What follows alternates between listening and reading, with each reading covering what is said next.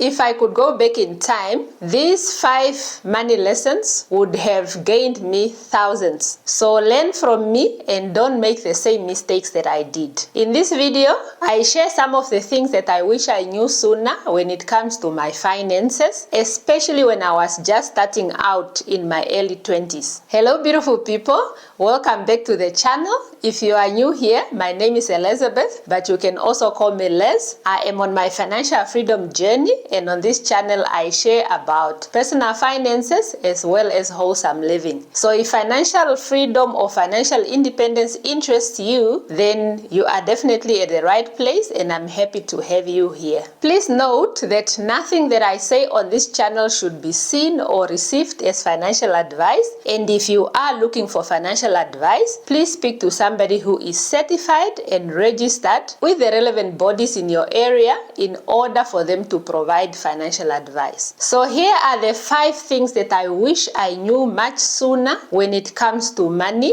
when I was just starting out in my financial journey. The first thing that I wish I knew sooner was just start investing. I used to think that I needed a lot of money in order for me to start investing. I thought I needed quite a big chunk of money. And because of that thinking, I actually concluded that investing was for rich people and it was not for people like me. So because of those reasons, I delayed, I held on, I did not make those money moves into investing, and this was a big mistake from my side. I wish someone would have told me that 500 invested just every month when I was in my early 20s would have grown to so much money by now because of compound interest. So compound interest works. It works like magic. However, it can only benefit you if you start early. In my case, I didn't start as early as I would have started or as early as I wanted because I really thought that investing was for the rich and it was not for me, and I needed a lot of money to start investing, which was not the case. And once I have known better,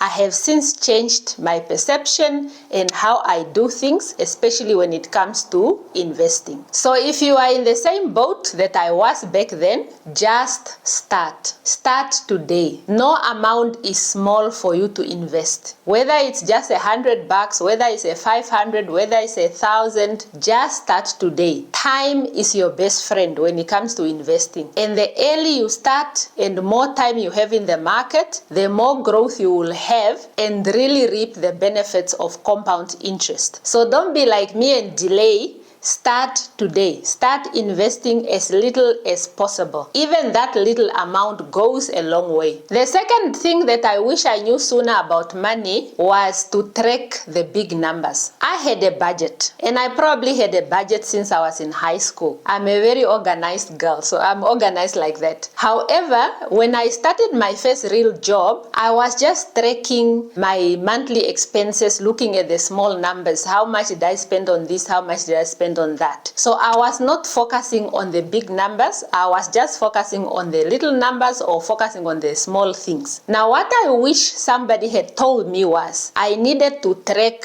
my big numbers. This includes my annual income. I was not tracking how much money I was getting from my main job as well as for my side hustles for each year. I was also not clear on how I allocate my income for the year to the different categories that I had in my budget. That is my savings and investment, that is my needs, it's my wants, it's giving, it's self-development. I was also not tracking my annual expenses. If you had asked me at that time, how much money this year have you given to your family, for example, I wouldn't have been able to tell you. So I was also not tracking those expenses for the year. And the other thing that I was also not doing, which I wish somebody had told me, was to actually find out what my net worth was and track my net worth as I go through the years. So those are some of the big numbers that I wish I had started tracking much early on, because as much as it's good for me to track the small numbers, which are my monthly expenses on the little things that I've allocated my money under each category, it is much more impactful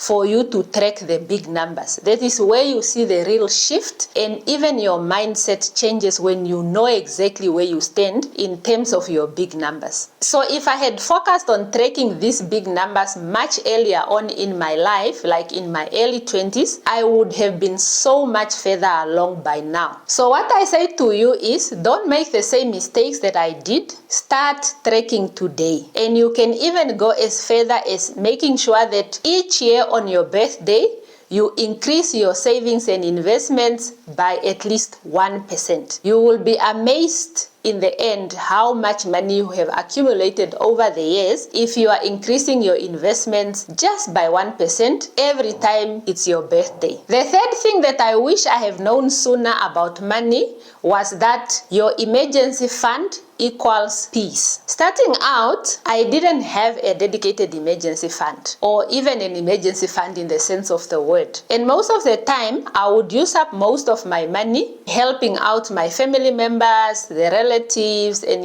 people that I love. And I would worry that once I have done that, if something happens that requires money or a financial problem comes up, then I will be really in a tight situation and I will not know what to do and how to solve it. So it makes me panic at the thought of having an emergency. And what I wish somebody had told me back then was that if you do not have an emergency fund, you need to think of starting a starter emergency fund, which is at least 5,000 or 10,000 set aside in a different account so that in events where an emergency hits you, you are able to draw on that money and solve that problem. However, the ideal situation when it comes to your emergency fund is actually for you to have enough funds that are covering 3 to 6 months of your expenses that are set aside. And for emergency funds, the best place to put it is in an account that is earning you interest. This could be a high yield savings account or it could be a money market account where you have accessibility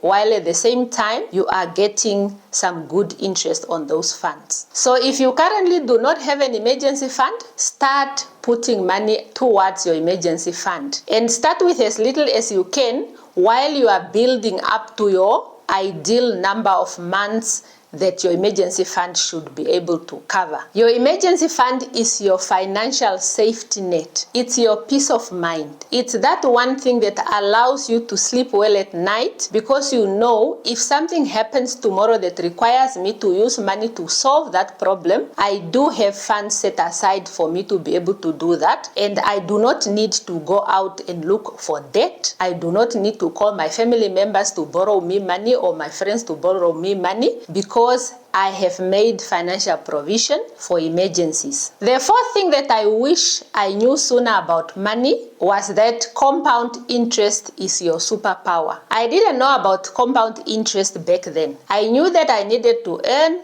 I knew that I needed to save, I knew that I need to grow my wealth or at least build something for myself, but I did not know that the more money you put in savings or investments, the more money I end up having in the end because there is something called compound interest. So I wish that somebody would have told me that even just as little as a $50 or $100 put towards investing could have grown into so much money by now and even more money at the time of retirement. So compound interest is really that superpower. However, it works best if you have more time in that investment, where your money is invested in that investment that you have chosen. So the earlier you start and the more time you have, then the more money you are able to get and benefit from compound interest. The fifth thing that I wish I knew sooner about money is that financial literacy or financial education is a game changer. Starting out, I didn't know much about money. And like I said in some of my previous videos, I did not learn about money in school. And unfortunately,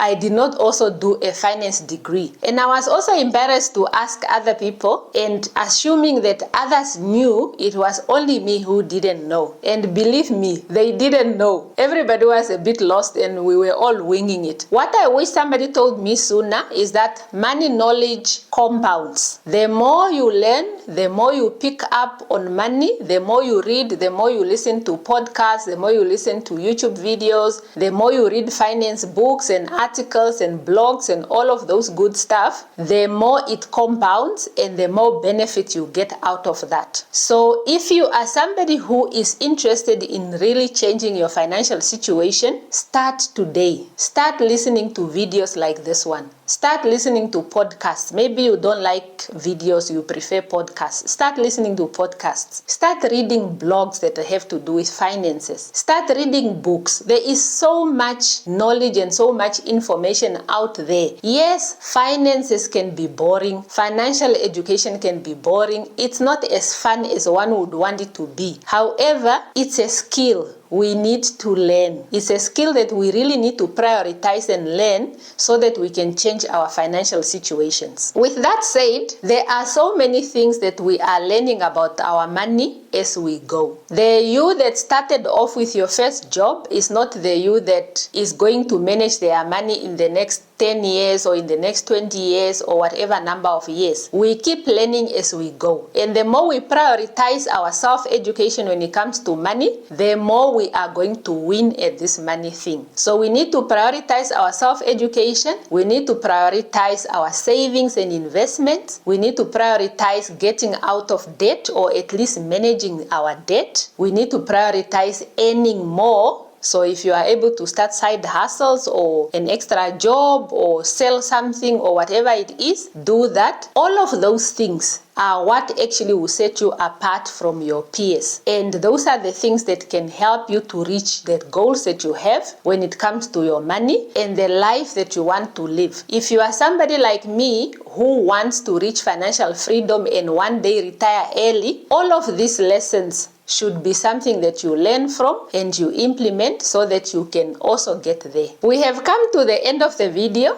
If this video was helpful to you, the best way to actually support the channel is to like this video and subscribe to the channel for more helpful personal finance tips. And you can also let us know in the comments, what are those money moves that you wish you have made sooner in your financial journey? Or what money moves are you currently making so that you are able to fast track you reaching your big financial goals? I will see you in this video.